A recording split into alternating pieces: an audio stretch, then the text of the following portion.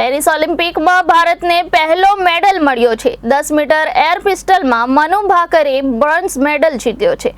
આ સાથે જ મનુ ભાકરે શૂટિંગમાં મેડલ અપાવનારી પહેલી ભારતીય મહિલા બની છે। ભારતીય શૂટર મનુ ભાકરે પેરિસ ઓલિમ્પિકમાં ઇતિહાસ રચ્યો છે। તેણે મહિલાઓની 10 મીટર એર પિસ્તોલ સ્પર્ધામાં બ્રોન્ઝ મેડલ જીત્યો છે। મનુ ઓલિમ્પિકના ઇતિહાસમાં શૂટિંગમાં મેડલ જીતનારી પ્રથમ ભારતીય મહિલા બની ગઈ છે। મનુ માત્ર 0.1 પોઈન્ટથી સિલ્વર મેડલ જીતવામાં ચૂકી ગઈ હતી। તેણે 221.7 પોઈન્ટ મેળવ્યા છે।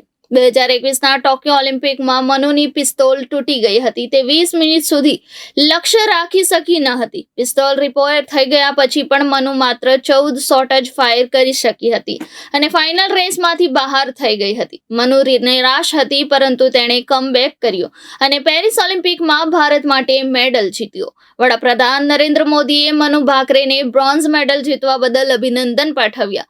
તેમણે ટ્વિટરની પોસ્ટ પર લખ્યું કે આ એક ખાસ જીત છે। મનુ ભાકર શૂટિંગમાં મેડલ જીતનારી પ્રથમ મહિલા બની છે। એક અદ્ભુત સિદ્ધિ। Bureau report, Janadesh news, Surat.